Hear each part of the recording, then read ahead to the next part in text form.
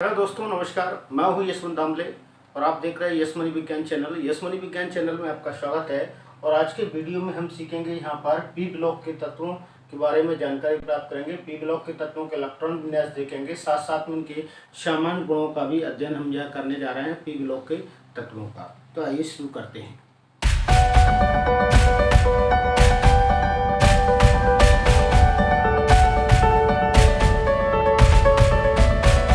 अर्थात P block के तत्व। तो पी ब्लॉक के तत्व, सबसे पहली बात हम यह देखेंगे कि पी ब्लॉक के तत्व क्यों कहा जाता है। तो पी ब्लॉक के तत्व इन्हें बोलने के पीछे एक ही मुख्य कारण है कि सबसे मुख्य बात यह है यहाँ पर कि ये देखे जाए तो इनका अंतिम इलेक्ट्रॉन या इन वे तत्व जिनका अंतिम इलेक्ट्रॉन पी उपकोष में प्रवेश करता है वह पी ब्लॉक के तत्व कहलाते हैं। ऐसे तत्व जिनका अंतिम इलेक्ट्रॉन पी उपकोष में प्रवेश करता है वह पी ब्लॉक के तत्व कहलाते हैं। आपको ये ध्यान रखना है। मैं अभी यहाँ पर पी ब्लॉक के तत्व हैं दिखाता हूँ आपको। यहाँ समूह 13वें समूह से 18वें समूह के जितने भी तत्व हैं, 13वें समूह से 18वें समूह के जितने भी तत्व हैं वे सारे के सारे पी ब्लॉक के तत्व हैं। ठीक, 13वें समूह से लेकर 18वें समूह तक के जितने भी तत्व हैं वे सारे के सारे पी ब्लॉक के तत्व हैं। तो यहाँ पर हमें ये देखने को मिलेंगे। सबसे पहले हम इनका इलेक्ट्रॉन विन्यास करके देख लेते हैं। इनका सामान्य इलेक्ट्रॉन विन्यास क्या है। तो इनका सामान्य इलेक्ट्रॉन विन्यास अधिकतर जो सामान्य इलेक्ट्रॉन विन्यास है सामान्यतः NS2 Np126 है। अर्थात ये हमेशा फिल रहेगा S उपकोष और P उपकोष में 1 से 6 तक इलेक्ट्रॉन इसमें भरे जा सकते हैं। ठीक, यदि हम बात करेंगे NS2 Np1 तो ये 13वां समूह हो जाएगा। हम बात करेंगे NS2 Np2 तो ये 14वां समूह हो जाएगा। NF2 Np3 ये 15वां समूह हो जाएगा। NS2 Np4 ये 16वां समूह हो जाएगा। और NS2 Np5 ये 17वां समूह हो जाएगा। और NS2 Np6 तो ये 18वें समूह के तत्व होंगे। यदि इलेक्ट्रॉन विन्यास आपके सामने ऐसा हो कि जिसमें पी उपकोष में केवल एक ही इलेक्ट्रॉन मौजूद है तो वे 13वें समूह के तत्व होंगे। कौन से समूह के तत्व होंगे? 13वें समूह के तत्व होंगे। और यदि इस प्रकार से इलेक्ट्रॉन विन्यास है Np2 तो वो 14वें समूह के तत्व होंगे। Np3 है तो 15वें समूह के तत्व होंगे। Np4 है तो 16वें समूह के होंगे। और Np5 है तो 17वें समूह के होंगे। Np6 है तो 18वें समूह के तत्व होंगे। तो इस प्रकार से इन तत्वों की जानकारी हमें मिल सकती है। हम एक नज़र इनके ऊपर डाल लेते हैं। यहाँ देखेंगे boron, aluminium, gallium, indium, thallium. Boron का परमाणु क्रमांक 5 है, यहाँ 13 है। गैलियम 31 है, ये 49 है। और ये 81 है। तो यहाँ पर हमें देखने पर 13वें समूह में देखने पर यह पता चलता है वास्तव में कि बोरॉन का परमाणु क्रमांक 5 है तो इसकी वायतन कक्षा में कितने इलेक्ट्रॉन होंगे। तो ये हमें इलेक्ट्रॉन विन्यास करने से हमें पता चलेगा। जब हम इसका इलेक्ट्रॉन विन्यास करते हैं तो हम पाते हैं कि 1s2 और 2s2 और 2p1। देखिए इसी प्रकार का सामान्य इलेक्ट्रॉन विन्यास यहाँ 2p1 करके आ रहा है। तो यहाँ पर हमें ये सभी में 2p1 ही मतलब p1 आना चाहिए सभी में। यहाँ देखेंगे इसका 1s2 2s2 2p6, 3s2 और 3p1। यहाँ देखेंगे तो हमारे पास यहाँ भी हमें 1 नज़र आ रहा है। यहाँ गैलियम का करके देखते हैं तो गैलियम का भी हमें इसी प्रकार से नज़र आएगा। 2s2, 2p6, 3s2, 3p6, 4s2 और 4s2 के बाद 10 तत्व रहेंगे 3d के, ठीक। और यहाँ आ जाएगा 4p1। यह देख पाएंगे ये 4p1 आ गया है, ठीक। तो यहाँ एक प्रकार से क्रम है, 2, 3, 4। तो अगले वाले में यहाँ पर आपको देखने को मिलेगा, यहाँ आ जाएगा 5p1, यहाँ आ जाएगा 6p1। ये इनके सामान्य इलेक्ट्रॉन विन्यास हैं जो यहाँ पर मैंने आपको बताए हैं 13वें समूह के। तो उससे हमें ये पता चलता है कि वास्तव में 13वें समूह की वाह्यतम कक्षा में, अर्थात ये वाह्यतम कक्षा है उनकी, दोनों कोशों को मिलाकर ये 3 इलेक्ट्रॉन है। इनकी वाह्यतम कक्षा में कितने इलेक्ट्रॉन है? 3 इलेक्ट्रॉन है। हमें ये जानकारी मिलती है कि वास्तव में इनकी वाह्यतम कक्षा में 3 इलेक्ट्रॉन मौजूद होते हैं, ठीक। इधर यह कहीं 5s होगा तो यहाँ भी 3 इलेक्ट्रॉन मौजूद होंगे, ये भी यहाँ भी 3 इलेक्ट्रॉन मौजूद होंगे। तो यहाँ पर हम देख पा रहे हैं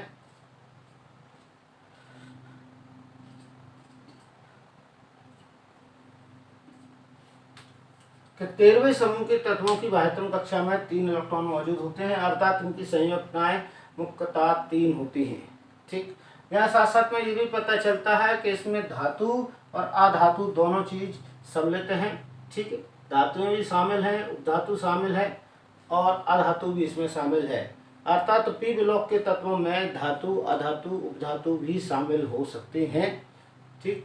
अब हम देख लेते हैं 14वां समूह, इसका 14वें समूह का इलेक्ट्रॉन विन्यास करके हम देख लेते हैं।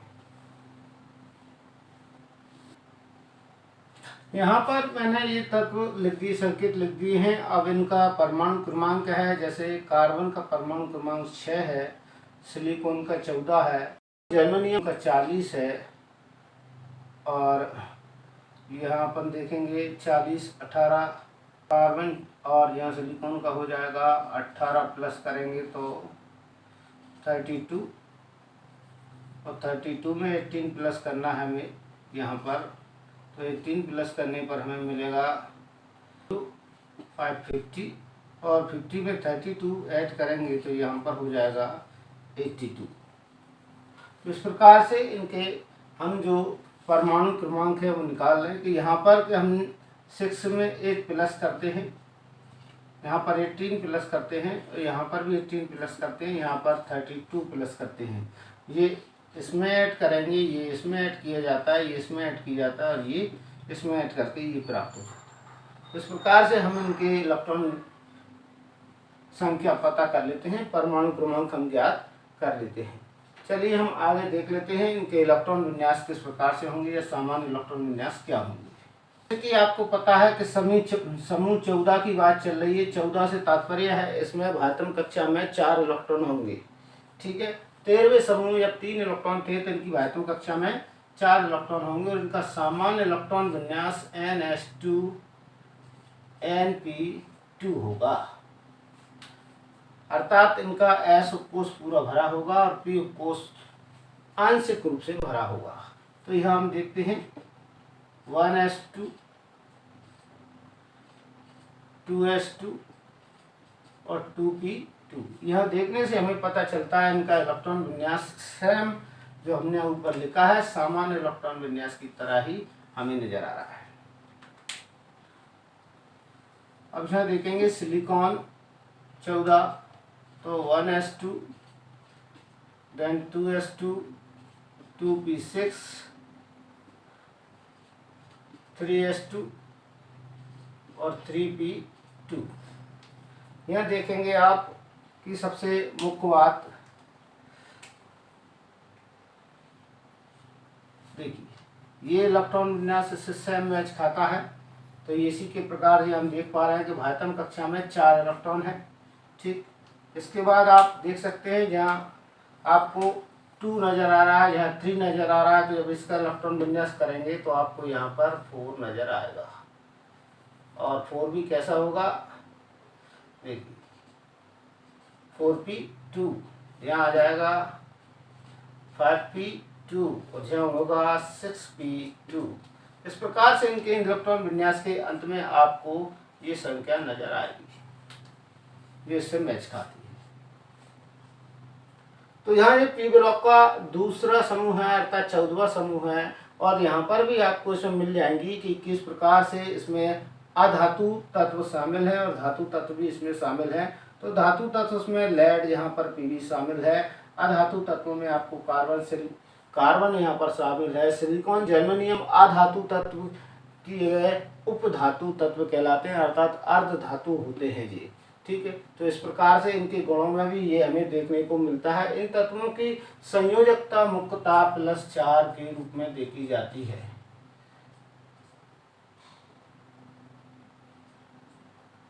और इस ग्रुप में यदि पी ब्लॉक के तत्व हैं तो इनमें देखा जाता है इनमें सहसंयोजी बंध बनाने की क्षमता भी बहुत अच्छी होती है, अर्थात इस ब्लॉक के तत्व सहसंयोजी बंध बनाने की क्षमता भी रखते हैं। साथ साथ में ये तत्व समूह के रूप में जब मौजूद होते हैं, ग्रुप के रूप में पाए जाते हैं, मूलक के रूप में, रेडिकल के रूप में, तब ये संक्रमण संकुल आयन बनाने का काम भी ये करते हैं, जैसे कि कार्बोनेट है।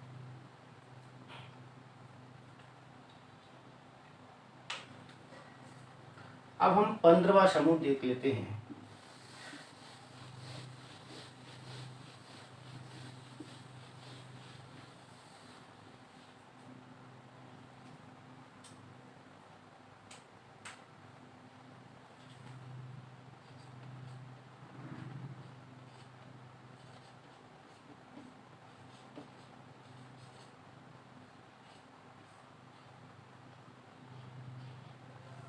पंद्रहवां समूह वास्तव में देखा जाए तो NH2NP3, इसका सामान्य इलेक्ट्रॉन विन्यास NH2NP3 रहेगा। ठीक, तो यहाँ पर हम देख रहे हैं 15वें समूह को। 15वें समूह के तत्व हम यहाँ देखते हैं तो हमें मिलेंगे Ne Bi।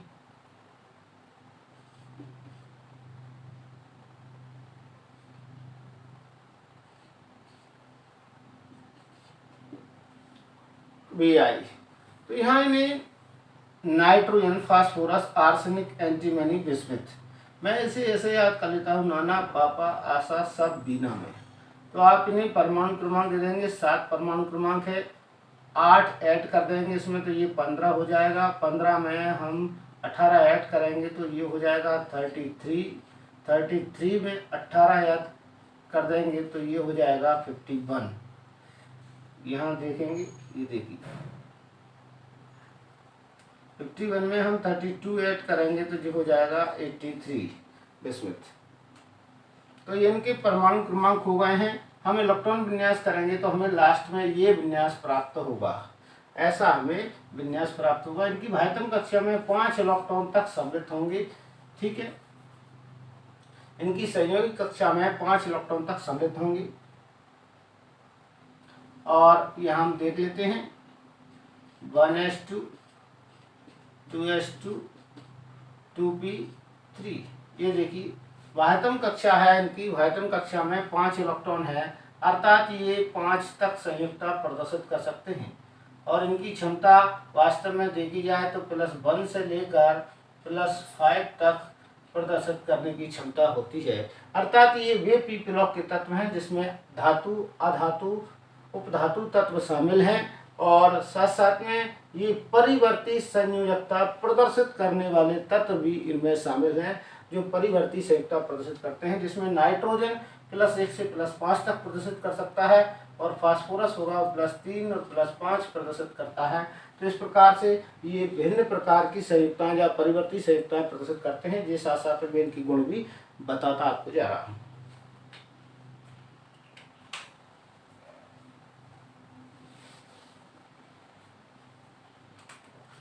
इनका इलेक्ट्रॉन विन्यास करेंगे तो हमें मिलेगा 1s2 2s2 2p6 3s2 3p3।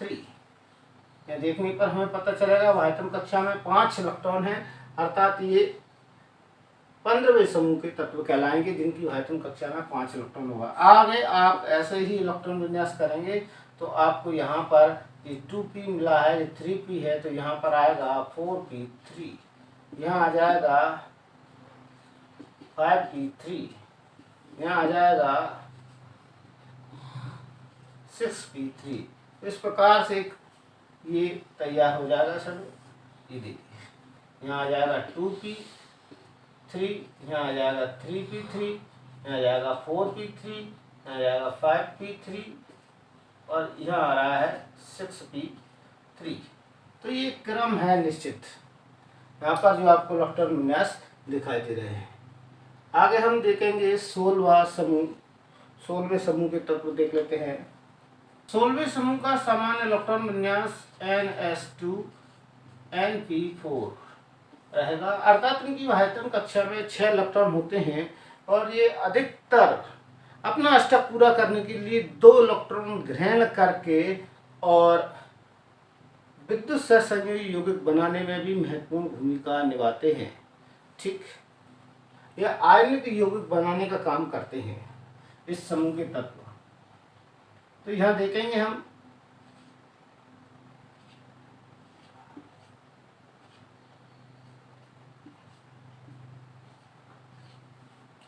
इन्हें याद करने का सीधा तरीका है ओस से टेपो।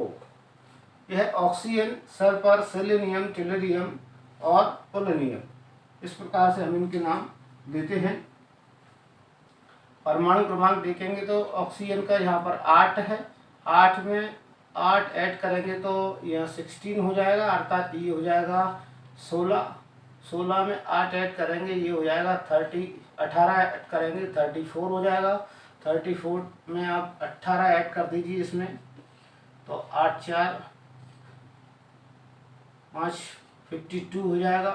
52 में आप 32 ऐड कीजिए तो ये आपका हो जाएगा 84। तो ये इनके परमाणु क्रमांक हैं 8 16 34 52 84। इनकी वायतम कक्षा में यहाँ देख पा रहे हैं हम, तो वायतम कक्षा में 6 इलेक्ट्रॉन होंगे। यह देखेंगे हम 1s2 2s2 और 2p4, ये 6 इलेक्ट्रॉन है वायतम कक्षा में। ये दूसरी कक्षा ही है, आगे भी 2 है, इसके आगे भी 2 है, तो दूसरी कक्षा है। दूसरी कक्षा में 6 इलेक्ट्रॉन यहाँ पर दिखाई दे रहे हैं हमें। तो 6 इलेक्ट्रॉन यहाँ पर जो दिखाई दे रहे हैं, अर्थात इनकी वायतम कक्षा में 6 इलेक्ट्रॉन होने के कारण ये अपना अष्टक पूरा करने के लिए 2 इलेक्ट्रॉनों को ग्रहण कर लेते हैं। 2 इलेक्ट्रॉनों को क्या करते हैं, ग्रहण कर लेते हैं। इसके ऊपर ये इसी के कारण ये क्या बनाते हैं, -2 ऑक्सीकरण संख्या भी प्रदर्शित करते हैं। ठीक है, इनकी ऑक्सीकरण संख्या नेगेटिव में भी प्रदर्शित होती है। ये समूह के यौगिक विद्युत संयोजी यौगिक बनाने का काम करते हैं। इनमें धातु शामिल है, पोलोनियम, अधातु शामिल है, ऑक्सीजन और सल्फर, और उपधातु के रूप में सेलेनियम यहाँ पर मौजूद है। इनके इलेक्ट्रॉन विन्यास करने पर हमें ये मिलेगा, यहाँ पर 2p4 है तो यहाँ लास्ट में आ जाएगा 3p4, इसका लास्ट होगा 4p4 और इसका लास्ट होगा 5p4 और यहाँ सबसे लास्ट में पोलोनियम का लास्ट होगा 6p4। तो यहाँ पर इनकी जो स्ट्रक्चर नज़र आ रहा है वो 4 वाला नज़र आ रहा है। ठीक है, सबसे लास्ट इलेक्ट्रॉन 3p 2p अर्थात p उपकोष में भरे गए हैं और 4 इलेक्ट्रॉन इसमें p उपकोष में भरे होते हैं। ये 16वां समूह है। 16वें समूह के बाद हम बात करेंगे 17वें समूह की। 17वां समूह 17वां समूह है। 17वें समूह का सामान्य इलेक्ट्रॉन विन्यास ns2 और np5 होगा, अर्थात इनकी जो वायतम कक्षा है, इनकी जो वायतम कक्षा में 7 इलेक्ट्रॉन होंगे, अर्थात अष्टक पूरा करने के लिए 1 इलेक्ट्रॉन की आवश्यकता होगी। जो 1 इलेक्ट्रॉन की आवश्यकता है वह 1 इलेक्ट्रॉन जो किसी धातु तत्व से ग्रहण करते हैं और अपना अष्टक पूरा करते हैं। अर्थात ये तत्व वास्तव में पूरी केमिस्ट्री में या आवर्त सारणी में टोटल फुल्ली ऋण विद्युतीय तत्व शामिल किए गए हैं और इनकी ऑक्सीकरण संख्या -1 से +7 तक भी हो सकती है, यहाँ पर देख सकते हैं।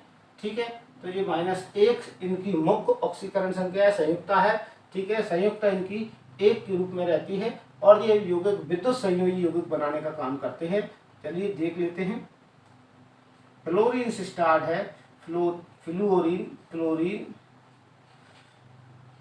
ब्रोमीन, आयोडीन और एस्टाटीन, यहाँ पर ये तत्व शामिल किए गए हैं। तो यहाँ से हम इनके नाम fluorine, chlorine, bromine, iodine, astatine, ये इनके नाम हो जाएंगे। फ्लोरीन 9 है, क्लोरीन 17 है, ब्रोमीन 35 है और 35 के साथ में आप 18 जैसे ऐड करेंगे तो 53 हो जाएगा। आयोडीन और एस्टाटीन जो हो जाएगा 32 ऐड करने पर 85। तो ये इनके परमाणु क्रमांक हैं। इलेक्ट्रॉन विन्यास करने पर हमें पता चलेगा 1s2, 2s2 और 2p, यहाँ पर आप देख पाएंगे 5। बाह्यतम कक्षा में 5 इलेक्ट्रॉन है, 7 इलेक्ट्रॉन है, 2 ये हैं और 5 ये हैं, तो टोटल 7 इलेक्ट्रॉन इनकी बाह्यतम कक्षा में होते हैं। और इन्हें अष्टक पूरा करने के लिए 1 इलेक्ट्रॉन ग्रहण करना पड़ती है, तब जाकर इनकी बाह्यतम कक्षा में 8 इलेक्ट्रॉन पूरे होते हैं। अर्थात ये एक ऋण विद्युतीय तत्व के रूप में कार्य करते हैं केमिस्ट्री में। Chlorine 1s2, 2s2, 2p6, 3s2, 3p5, यह देख पाएंगे इनकी बाह्यतम कक्षा में 5 इलेक्ट्रॉन। यह सबसे मुख्य बात है, सबसे ऋण विद्युतीय तत्व यहाँ पर ये फ्लोरीन है। यहाँ पे आप देख पा रहे होंगे ये एक अधातु तत्व हैं सभी। और यहाँ पर देखेंगे आप तो ब्रोमीन जो है एक ऐसी अधातु है जो द्रव अवस्था में पाई जाती है, लिक्विड अवस्था में पाई जाती है। आयोडीन में धात्विक चमक होती है, जहाँ ध्यान देने योग्य बात है, इसमें धात्विक चमक पाई जाती है, जबकि धातु नहीं है फिर भी धात्विक चमक इसमें मिलती है। इलेक्ट्रॉन विन्यास करेंगे तो यहाँ 3p के बाद यहाँ आ जाएगा 4p5, यहाँ आ जाएगा इसमें 5p5 और यहाँ लास्ट में एस्टाटीन में आएगा 6p5। इस प्रकार से इनके इलेक्ट्रॉन विन्यास भी यहाँ पर हो जाएंगे। इसमें जब तक सभी अधातु तत्व शामिल किए गए हैं। ठीक, और ये विद्युत संयोजी यौगिक बनाने का काम करते हैं, संक्रमण संकुल आयन बनाने का काम भी करते हैं संगुण तत्वों के साथ में। अब देखते हैं 18वां समूह।